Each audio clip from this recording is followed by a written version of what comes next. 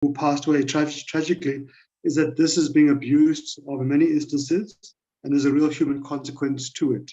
So we think, Chair, in the bill's provisions on emergency vehicles, we should simply have a subclause which exempts VIP protectors from using that in the instance of non-emergencies. But yeah, I think that's covered all the points, Chairperson. Thanks very much to members. Thank you, Matthew. I see. I guess this 3 hands are legacy hands. Chair, my hand as well, please. Oh, okay. Over to you, Honorable Boshoff. Thank you very much. Listening to Mr. Parks, I just want to say we cannot lay the blame at the door of trucking companies only. I come from Mpumalanga, where we are inundated on our roads with heavy vehicles transporting chrome and platinum and coal, etc., etc. Many of our drivers cannot stop along the road because as soon as they stop to take a rest, they are attacked, their tires are stolen off, their products are stolen off. So we need to have a look at something to try and protect the product and the driver. So there should be things like extra stopping areas along these roads to assist our drivers, because many of the drivers that transport the chrome and the platinum from the mines are traveling down to Mozambique, and the N4 is one of the most dangerous roads when it comes to pulling off and stopping to take a break. So if we could just have a look at that and then just note that it is not just the trucking companies that are forcing their drivers, but the environment that does not allow the driver to stop. Thank you. Thank you, Honorable Boshoff. Parks? Yeah, no, thanks, Chair. Honorable Boshoff is correct. In fact, one of the major factors if we want to assist in that crisis, especially from Mpumalanga, is to fix Transnet. Many companies like mining companies which used to transport the heavy products on rail no longer do so because of the cable theft, which is crippling Transnet. And of course, many companies also are shifting from sending their products to Durban or Cape Town or other local ports, instead of going to Maputo, etc., because of the port congestion. So we need to fix Transnet both on the freight rail and also fix Transport Ports Authority, because that is now having a spillover effect to the roads in Mpumalanga. And of course, Honorable Boshoff is 100% right. And there's also a cost to the roads. Roads are prematurely deteriorating at a very dangerous rate, and a danger to commuters because of the excessive amount of heavy trucks. So we need to fix those issues. And Chair, really is a worrying thing. The explosion of cable theft, the criminal destruction of Transnet, Metro Rail, and so forth. I mean, it is positive that government has put in place a scrap metal export ban as a temporary measure to try to deal with the criminal syndicates and to find a way to regulate the sector, the legitimate sector. But it also means we have to make sure we have police being deployed with the support of intelligence, defense force, and even private security to try to secure railway infrastructure network. It does mean we must give support to the NPA and to the courts so they have sufficient resources to tackle these criminal syndicates. And often they are very sophisticated criminal syndicates, as Honorable Boshoff is raising. And these are not easy things, but Chair, if we continue to take a soft approach as a society, as government, then we really are going to allow a kind of Wild West situation to destroy South Africa's economy. And it's getting to a tipping point, and we think, Chair, we really need to take off the gloves when it comes to these criminal syndicates who are a threat to companies, to workers, to society, to the state. And it's getting really out of control, Chairperson. Thanks, Chairperson.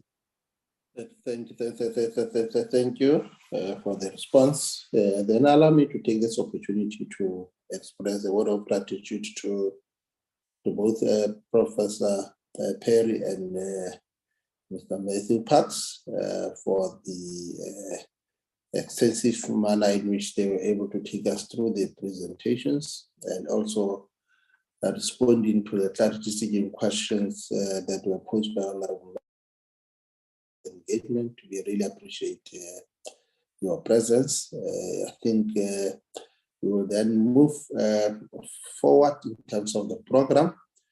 I know that the next will be the presentation from the Parliament, Mrs. P. Ngema, Prof. and Matthew. Are comfortable, they can continue to be with us.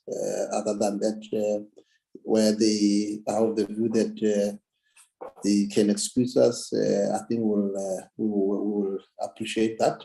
But the meeting continues, so your continued presence is also appreciated. Let's then give over to Mrs. P. Ngema to give us a presentation on the limitation on the consideration of public submission, because now we're moving to another bill, which is the National Land Transport Amendment Bill, number B7F of 2016. Over to you, Mrs. P. Ngema.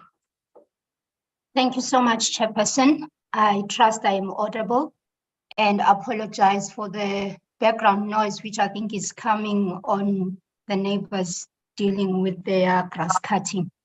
I greet all the members and yourself, Chairperson, and thank you for the opportunity together with the staff and everyone that is on the platform. Chairperson, I appreciate my slot, and maybe just to go back on the bill that we've just stepped down from, the one question that I think maybe was missed. We can't see you, Ms. Ngema.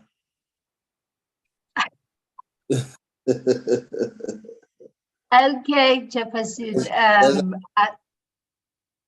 There you are. There you are. Then you can continue. I think it's always important that the public is able to associate the voice with the face. I apologize, Chairperson. I think the issue is this lack of strength with our bandwidth. So I didn't realize that I didn't even put myself on. Okay. Chairperson, I think I wanted to first, before I get to the National Land Transport limitation issues as a remitted bill, I just wanted to point out in respect of the National Land Road Traffic Amendment Bill and their submissions that I quickly went to check on the explanatory memorandum of the bill so that maybe we could find the answer to the question about whether NEDLAC was consulted. Unfortunately, it doesn't deal with that, but perhaps maybe the department might share the light if they are present on that, whether the consultation with NEDLAC was done in respect of that bill. In respect of the task that I'm giving, Chairperson, I think, as I pointed out during the briefing discussions when the matter was brought before the committee, the Section 79 remitted bill arises when the President has sent back a bill that Parliament has processed through both houses. So the restrictions that they are coming from the joint rules of Parliament, which is enabled by the Constitution to actually make rules and regulations as to how it runs their processes. So in terms of joint rules, Chairperson, it is actually stipulated that when the two houses deal with the remitted bill, it is supposed to only deal with the reservations and restrict themselves to the reservations that the President has raised. That may raise that may become a very difficult task when the question is related to substance and content of a bill, because the President may raise an issue or reservations with a single provision, but if there are spill-ons or knock-on effects to